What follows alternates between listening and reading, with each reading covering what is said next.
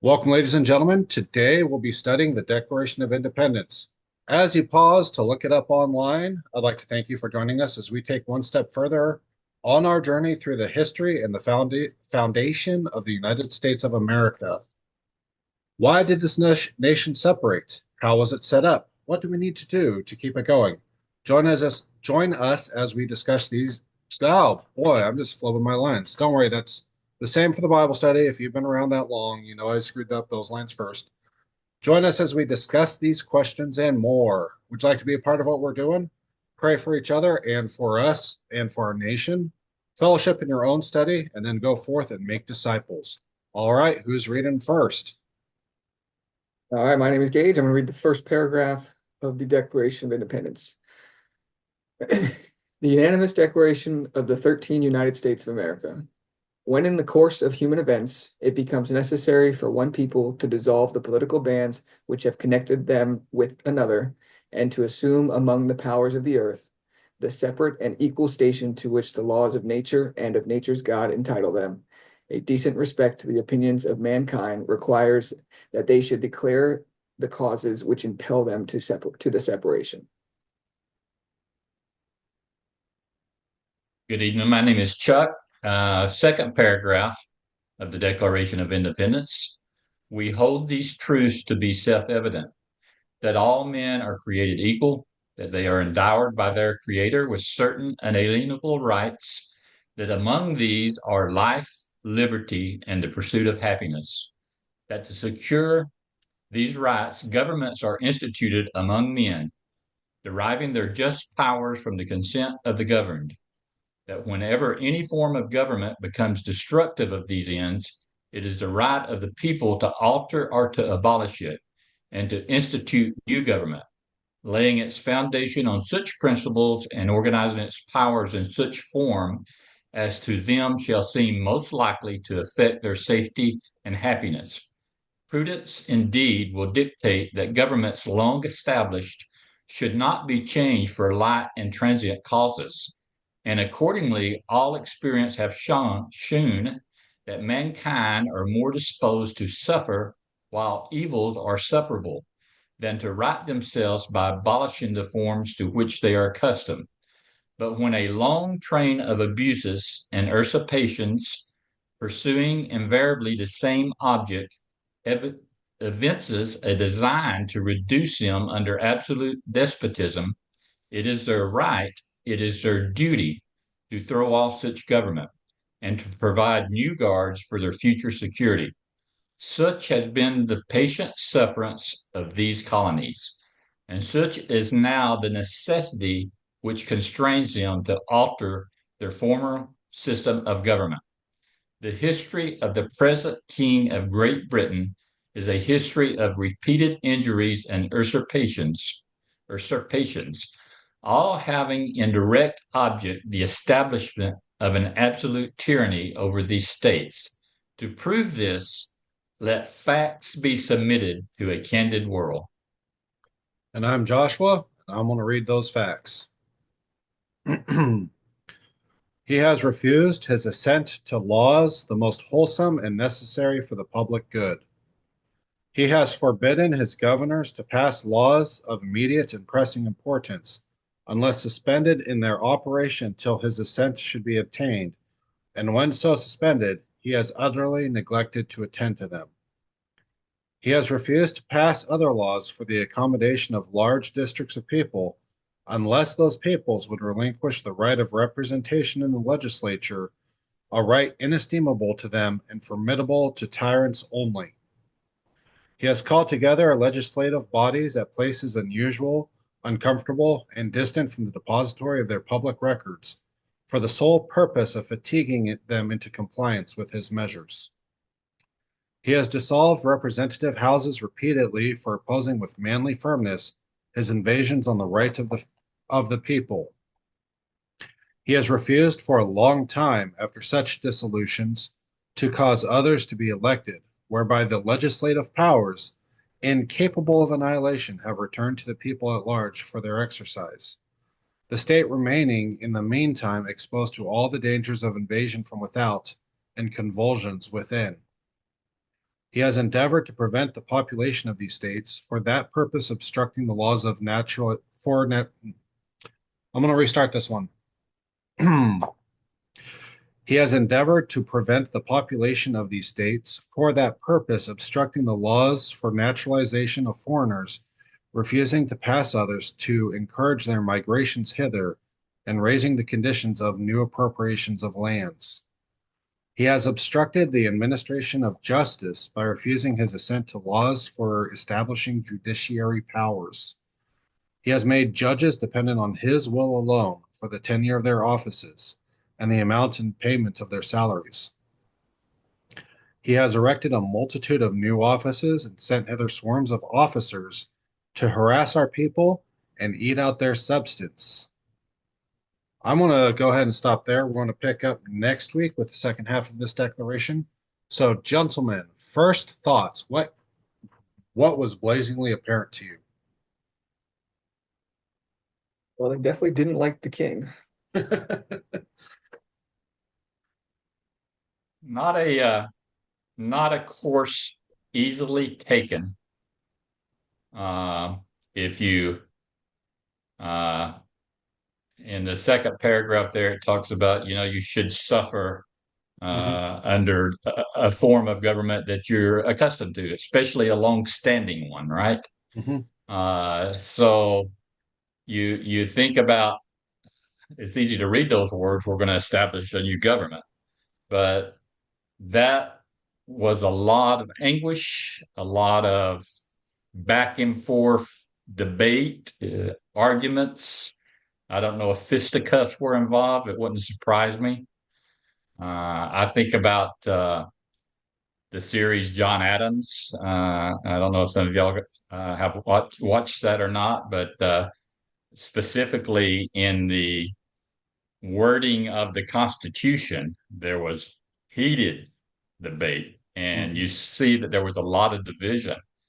And how this group of men, and I need to go back and refresh some too about the Continental Congress, exactly when it was formed and what its purpose was. It had to be somewhat recognized under the crown, but its powers had to be very limited as well, I guess. mhm, But for them to be trying to conduct uh, some type of governance or some type of local oversight and direction, at the same time suffering all these things that Joshua you just read through, had to be just a extremely trying time. The more you think about it, the more you respect these men who's stepped up and made this sacrifice. mhm. That Well, and furthermore, this was not an easy decision to make either. They weren't just like woke up one day and said, "Down with the king," no taxation without representation, which we haven't even read yet. This was a long, drawn out process that finally they said no more. And we see that in today's political climate from when I was a youth, Reagan baby, till now, there was so much, I would say, usurpations. I think I read one of them. He has erected a multitude of new offices and sent hither swarms of officers to harass our people and to eat out their substance.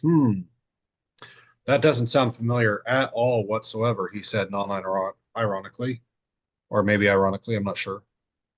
But there is that constant encroachment and push to take over a little bit more and a little bit more and a little bit more.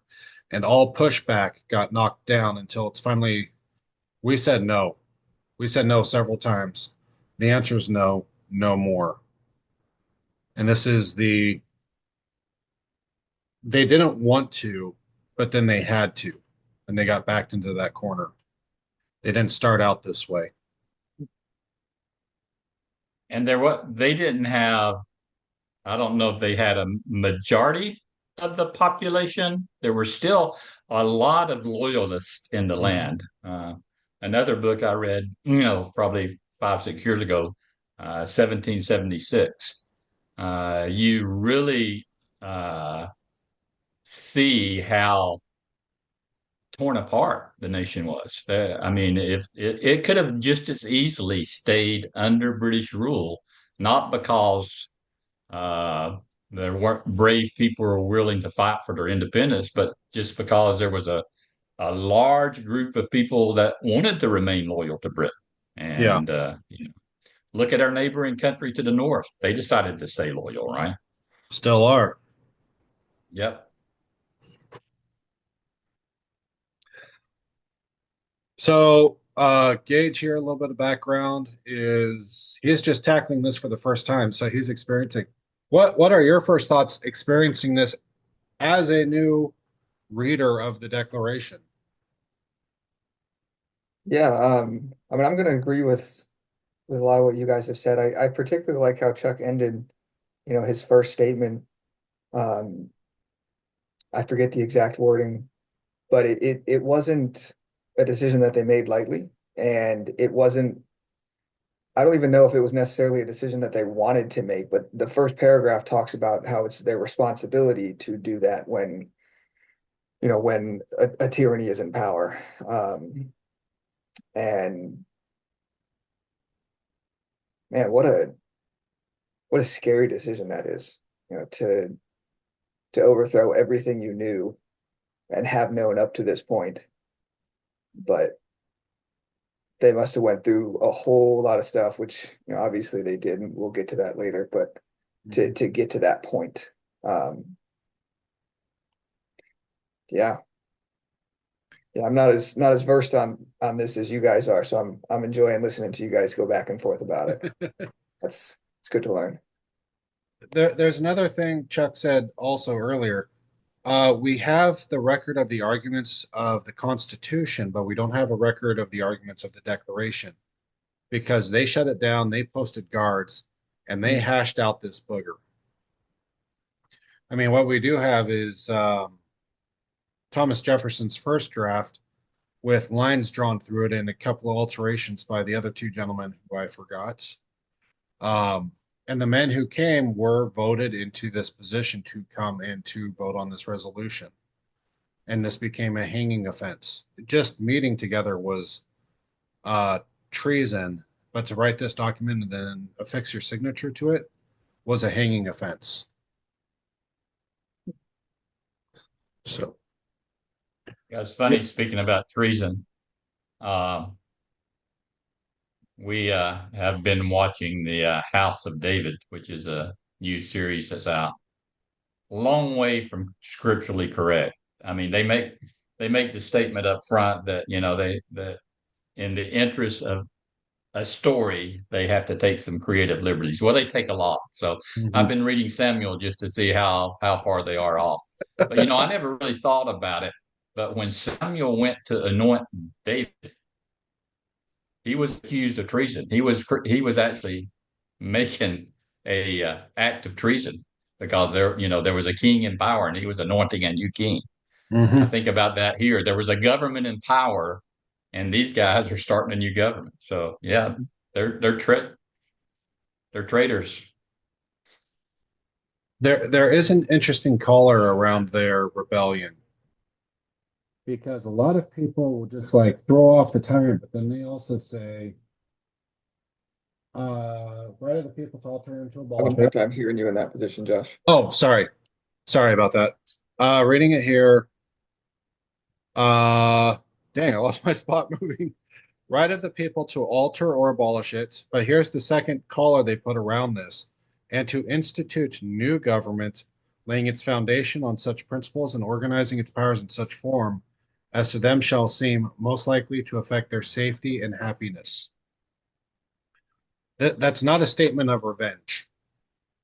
That's a statement of no, you're not capable of governing us. We will now govern ourselves and we will set it up.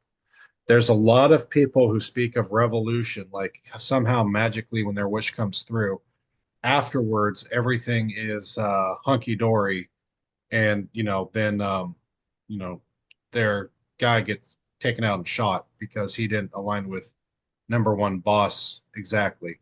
And these guys, they weren't just rebelling for the sake of rebellion, but they did understand they also then had to set up a new country and a new government afterwards carefully. So there's more history on how, people are like George Washington could become king, and he chose not to. And if you think about, in order to promote the safety and the happiness of the population, I think that kind of points to those decisions are best made locally, right? Mhm. Not across the ocean in London. Uh, and even today, with our form of government, if it works correctly, the decisions, in my opinion, should be made closer to the locality Yeah, versus a federal overarching decision. which is a discussion we'll see in another 40 years. Right? That exact point was hashed out and is still being hashed out to this day. Um, yeah, it's kind of fun just seeing it all here in black and white. So let's go ahead and let's go on and just move on to the complaints they made. And one of the fun things I like to do this is see how the federal government, our own government, how close they've been playing with these. So he refused his assent to laws the most wholesome and necessary for the public good.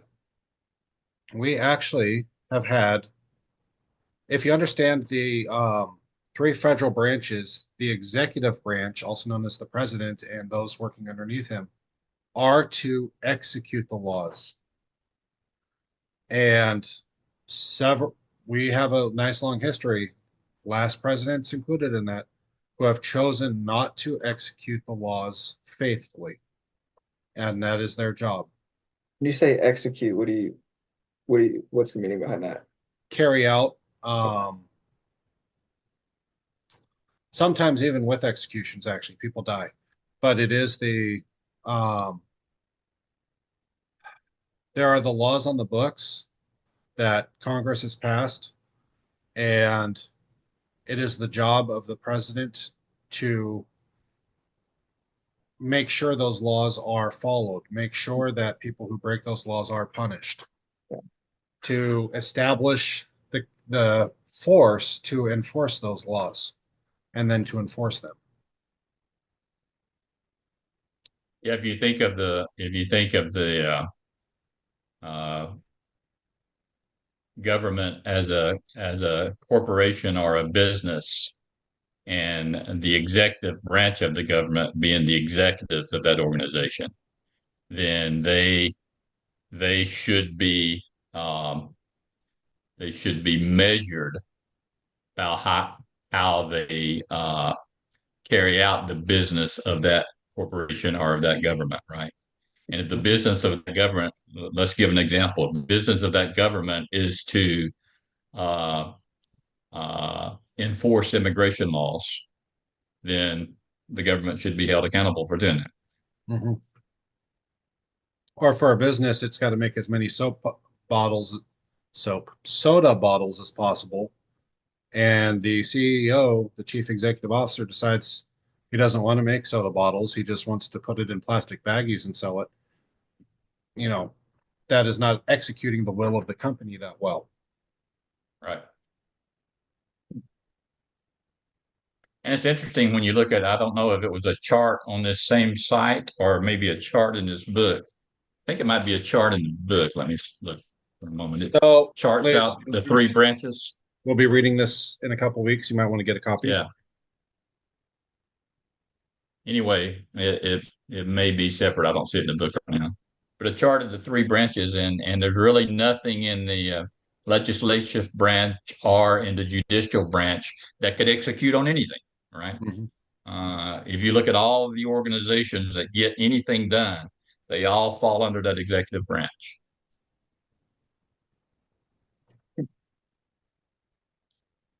Which we'll be discussing soon. So after we do the Declaration of Independence, ladies and gentlemen, let's just do a little bit of foreshadowing. we'll be picking up Michael Holler's The Constitution Made Easy, a Tea Partier's Guide. It is a really old book. Grab one. What this book does is it puts the Constitution in classic on one side and in modern English on the other. So you won't be feeling like you're walking through the New King James Version. And then it also updates, due to the amendment process, what that um, article says now, or whatever it's called in there. We haven't read through it yet, so it's going to be fun. Anyway, foreshadowing. Next one, he has forbidden his governors to pass laws of immediate and pressing importance unless suspended in their operation till his assent should be obtained, and when so suspended, has utterly neglected to attend to them. So go back 250 years, sailing vessels ruled the seas.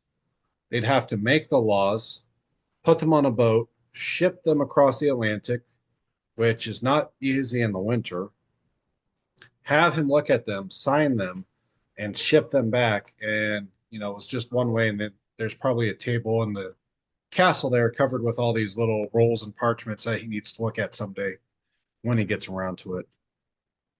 You guys know how long that voyage would have been back then?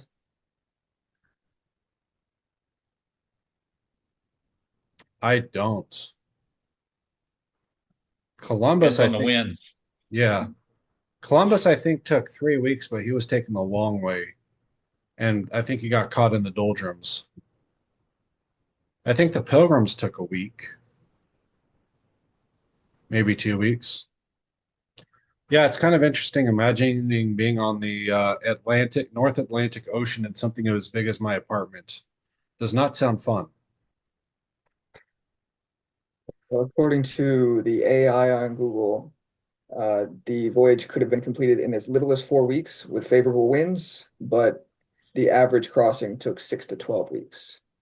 The Oh, Pilgrims took 66 days. Oh, I was absolutely wrong. I'm big enough to admit it. you were confusing days with weeks. That's all. Yes, yes, that's all. But yeah, if you're talking about a law that has immediate and pressing importance, we could probably think of several that might be the case. Uh, that's unacceptable. I Yeah, mean, why even have a Continental Congress if that's the way it has to operate? yeah, Yeah, we think things move slowly in the government now. 2 months just to get there back then. God only knows how long it sits there on the king's desk, Yeah. and then yeah, 2 more months to get back. And this says that they had to suspend operation until they heard back. So that could be 6 months to a year before they hear anything back, Yeah. which is wild. And just imagine if what you get back is a list of questions to Uh, clarify. yeah. well, You'd that, be that so explains why they lucky. that explains why they were so particular in the drafting of the Declaration of the Constitution. They didn't want a copy with red ink to come back and say, "What does this mean? What does this mean?" Like Yeah. you used to do. He has refused to pass other laws for the accommodation of large districts of people unless those people would relinquish the right of representation in the legislature, a right inestimable to them and formidable to tyrants only. They snuck a Y in this one. That's good. Not only did he do this, but here's why he did this. So, can we dive into this one just a little bit? I'm not sure what it's really saying. So, large districts of people back then, I'm gonna hazard a guess. Back then, there was large districts of land, and then there would be like the cities, the major ports. And so this sounds like he was going into the Constitution, talks about how every 30,000 people get a representative. So he could be telling them, you don't, I'll sign these laws if you give up your representative for 30,000 people. So, Hmm. so it wasn't just broken up by colonies, but also amounts of people in the colonies, possibly. That's Hmm. my best guess. But maybe the beginning of districts as we know them today, yeah, congressional districts. Yeah. he held the people hostage to him telling them yes. Yeah.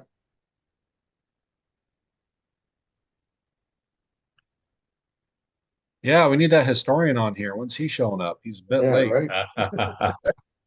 Maybe recalling it from memory. Yeah. He is called, okay, this is one I would like to be applied today, and I'll tell you why at the end. He has called together legislative bodies at places unusual, uncomfortable, and distant from the depository of their public records for the sole purpose of fatiguing them into compliance with his measures. Now, back then, it was all on paper. So he would call legislatures. You'd have to horse and carriage your way over there. Faster than boats, yes, but still time consuming. Washington, D.C. was placed where it was because it was the middle of the colonies at that time.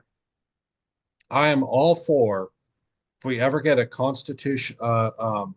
convention of the states to move Washington, D.C. to Nebraska to that spot that's at the middle of the states, just so everybody can fly in a lot easier. Buy that person's farm that has people showing up being mad at them because it automatically flags them as that's where you return your product to if you've seen that video on YouTube. Put Washington, D.C. there, right in the middle. Anybody can You drive. really want you really want to curse Nebraska that bad? I was No. thinking, I wonder how many less people would want to be politicians if they got to go meet in the middle of Nebraska. Uh, All right. Tornado season's next week. Let's get this wrapped up, get this budget done. Come on. There's two uh, underground bunkers, one for tornadoes and a deeper one for nuclear bombs. If anybody I mean, wants to that's run for kind of,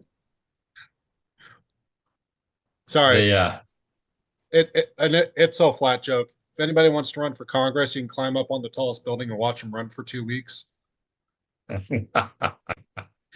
Sorry, Gage, you were saying. I was Wait just a gonna, minute. That would have to be a new building. There's no tall buildings in the center of Nebraska. that's true. It's Tornado Alley that way. Yeah. Silos. There you go. Climb up on the silo. There you go. I was just gonna bring us back to the declaration here. I don't know, I get really strong like insurance and healthcare vibes from this, just for the sole purpose of fatiguing them into compliance with his measures. So it Mhm. just makes things overly complicated or just incredibly difficult to access, just to hope that people would say, I'm tired of this, I'm done with it. It's just easier to go along. And yeah, Sounds like instead of using red tape, you used red miles. yeah, Yeah,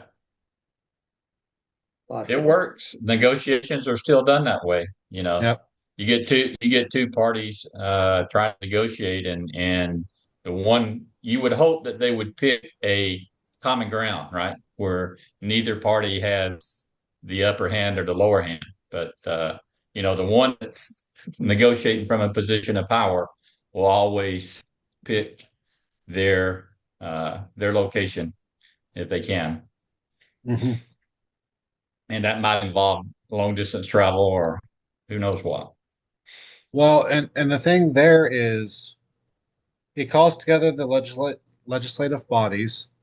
They come to make their arguments. They're asked for evidence. They have to go back home to get the evidence Hmm. and then return. And then by that time, legislature is over, or they just can't deal with it. Next one. He has dissolved representative houses repeatedly for opposing with manly firmness his invasions on the rights of the people. Yeah, I love how they threw the word manly in there, just so they know. Yeah.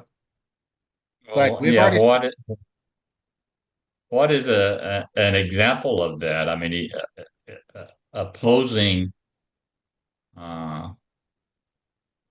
his invasions on the rights of the people. So the locals perceive that their rights are being invaded.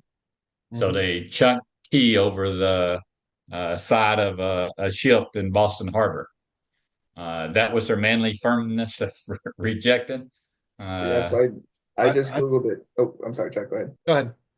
I was just no, gonna that say, was maybe um, that's an example. There probably were other things like that, right? yeah, so a couple examples. The New York legislator was suspended in 1765 after refusing to comply with the Quartering Act. So he, disbarred that legislature. And then the next one is the Intolerable Acts enacted in response to the Boston Tea Party included measures like the Massachusetts Government Act, which revoked the Massachusetts Charter and significantly limited town meetings, effectively dismantling the colonial government. So. Yeah, I can see how they'd be pretty upset about that one. Yeah. And before that, if I recall the series right, John Adams wasn't really that much of a revolutionary. He actually got in trouble once for standing up for some strong British discipline in the area. Mhm. But I think, when they started taking away the things that you just read there, Gage, that's when his position and his convictions begin to change. Yeah, I put Yeah. that series on my list. I was doing a little bit of reading before we got on here, and the John Adams series came up, so I'm definitely gonna watch that when I get the chance. Oh dear, I have to watch TV. So I'm hesitant. I watched Jeff Daniels play George Washington. Exactly the exact opposite character that George Washington has, being a foul-mouthed sailor, being a horrible person, not being, who George Washington was. And it's just like I don't trust Hollywood with history at all, bar none. I always take a pinch of salt. So, When I was a kid, my brother and I used to watch this show on probably on PBS or something. It was called Freedom Kids, and mhm. it would be on every single afternoon when you get home from school, and it was about this right here, that this time period and what led to the war and what happened during the war and all that stuff. But man, that was 25 years ago, and I don't remember a whole lot of that show. I should Yeah. have freshened up on that before we got on the call. Have you guys seen the Great War YouTube series where they followed every week of the World War One? Mm-mm. Oh man. And they did it for like 4 years all the way through. That'd be kind of fun to do that for the Revolutionary War and the Civil War is just Good, every isn't it? week what's happening. Yeah, yeah, that sounds like a But lot of fun. sounds like a lot of work.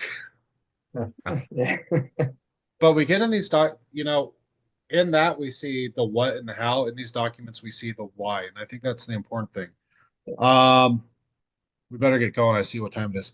He has refused for a long time after such disillusions to cause others to be elected, whereby the legislative powers incapable of annihilation have returned to the people at large for their exercise.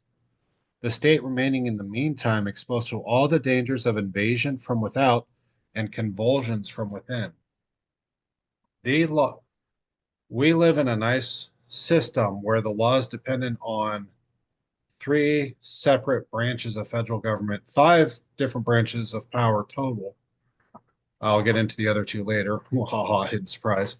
Um, but for them, the king and the parliament were it. And the parliament was over because they were not really British citizens anymore. The king was it. It was a British colony. And they were being treated no longer as citizens, but as just conquered territories. Hmm. So the only person in authority was the king, and he did whatever he wanted.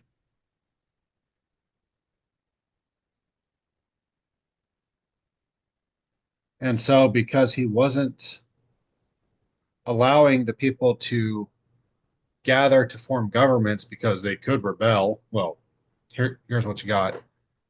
They couldn't also defend themselves and they couldn't actually police their own neighborhoods without the redcoats coming and telling them to knock it off. And the redcoats obviously weren't doing a good job of that either. sure. So, any other thoughts on that one? I'm still trying to piece together exactly what it's saying. Yeah, Oh yeah. It, uh, Yeah, he there's he did annihilation. cause others to be elected, or he prevented others from being elected. he prevented. Prevented. He he prevented others from being elected. Okay, so the He had legislation. so he needed to get the elections going. He needed his word. So he has refused for a long time to cause others to be elected. After the That dissolution of may the have been last, able to make the decisions that would be required to limit the dangers of invasion and so forth. yeah, Okay. lots of commas in there. Yeah. Okay. Yeah, I'm a Your little English teacher, as well as mine, probably would say too long of a sentence. Right? Yeah. I'm a little hung up on the incapable of annihilation. Who is that referring to? The legislative powers. So what does that Um, that is, I wonder if that's a turn of, I wonder if that's a turn of phrase. why is annihilation capitalized? Yeah. Let's I see what wonder the if it's part of the role of their execution of laws. I know that in English, some words have changed their meaning. One of the big ones is, no, I forgot it. It's a Roman word where what they decimates. That's what it is, decimates. And what that meant is when you captured your enemy force, you would decimate them. You would count men 1, 2, 3, 4, 5, 6, 7, 8, 9, 10, stab.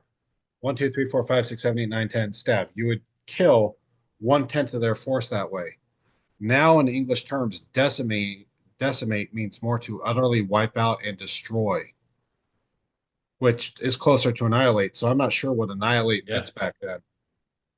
That's really cool. I had no idea that's where that word comes from. Yeah, Based Deci- upon the decimal system. de- decimating 10. Yeah. Right. So yeah, that one's lost to English. That might be our homework for the week if you want homework. Find out Break that what, one down. yeah, break that one down. He has endeavored to prevent the population of these states for that purpose, obstructing the laws for naturalization of foreigners, refusing to pass others to encourage their migrations hither, and raising the conditions of new appropriations of lands. So you can start with that. He was pro migration. He was actually anti migration, and he was also anti growing lands for those migrants to move on to. Hmm. So it wasn't just, well, let's dig into this ugly bit of history here, or what people think is really ugly. White people, not first people, settle on these lands. I looked it up a while ago. The population at the time of the settlers was about 2 million in North and South America. So not exactly um, packed.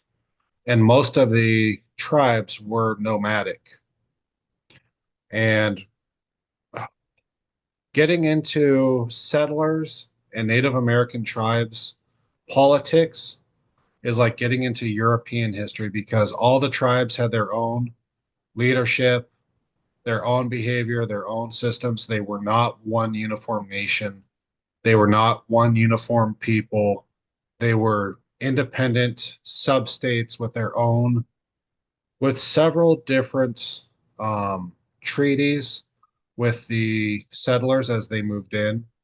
And the you know what? I just don't want to get into that mess right now. I don't want to entangle that web. It's so convoluted, the history behind it, that you can't simply say, "Oh, red man good, white man bad," or "white man good, red man bad." There was evil from the settlers. There was evil from the natives. There was good from the settlers. There was good from the natives, and those need to be untangled. It is racist to say that the whites were all bad or the red were all bad. Simply, or breedist, I should say, or ideologically incompetent.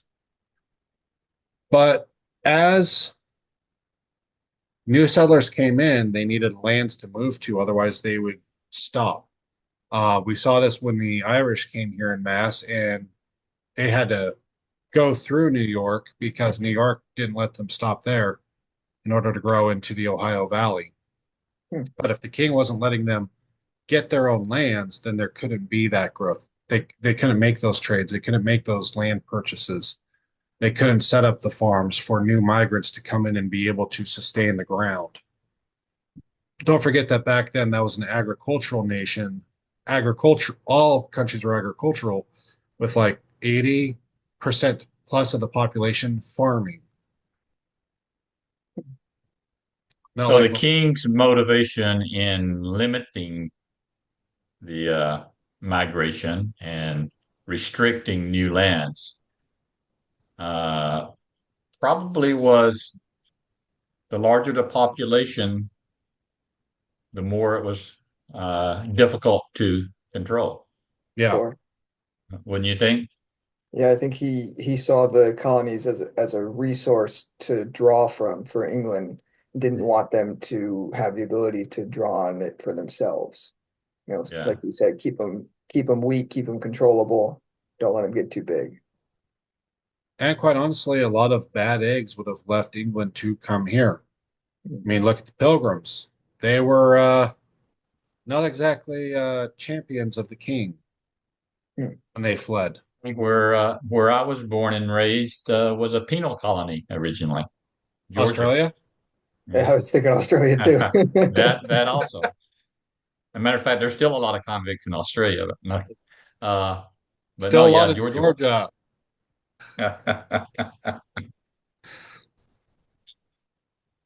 Oh boy. And let's read through. I forgot how far I get. He has obstructed the administration of justice by refusing assent to laws for establishing judiciary powers. He has made judges dependent on his will alone for the tenure of their offices and the amount and payment of their salaries. Of course, they're going to judge for the king, or they get fired. Yeah. Yeah. And this is a fun one. He has erected a multitude of new offices and sent hither swarms of officers to harass our people and eat out their substance. On that last one, I know I covered a bunch of short ones. My wife worked in the pet food industry. Now, you'd think that'd be nice for her because she wouldn't have to deal with as many human food organizations. No, she still had to deal with all the human food organizations, but then all federal government and state government organizations. But then she also had to deal with all of the pet food, same thing, organizations that somehow guaranteed the food that is safe for humans to also then be safe for dogs and cats. I think there's something about this RFK business where we need to look at the FDA if, other organizations need to come in after them and say something's healthy for a dog to eat. Does It's that make crazy. sense? Never would have thought that. Yeah. But I Yeah. suppose, humans can eat dog food as well, so gotta make sure it's safe for humans too. That's crazy. Yeah. Well, no, that's after she deals with the FDA. She then also Right, had yeah. to deal with the other pet foods. What I'm thinking is then maybe the FDA didn't make foods as safe for humans so that other organizations came in because dogs are small comparatively. If they get toxic, they can just, Yeah. of course, Yeah. they had other toxicness too. Well, chocolate's an example of that, right? Yeah. So there they are. But here, what was his motivation for this, you think? What was he trying to accomplish? Yeah, For, I think it's kind of more of the same thing, put as much red tape up as you can and just try to exhaust people's willpower to get anything done. Mhm. To And totally control him. yeah, Yeah. this is very much continued in today's Yeah. world, at least in America. Yeah. It's the same. All right. It comes time now for final thoughts, just in time. First half of the Declaration of Independence down. Next half next week. Gentlemen, what are your final thoughts on what we saw here today? Yeah, I'm a little appalled as to, some of the things that they were upset about and how some of them are a little too disturbingly similar to some things we deal with in America today. Um, it's frustrating for Mhm. sure. So, yeah, if you look at any form of government and the length of time it has existed, uh, 200 years, 200 and what now, 230, coming up 260 on to 50 240 years, years. Yeah. Yeah. Uh, 250. yeah, 260. That's a long time for any form of government to survive. And how long has it been since we've had a constitutional amendment? It's been 90s, I believe. yeah. So They were all the rage 100 years ago. Yeah, yeah. 1992 was the last one.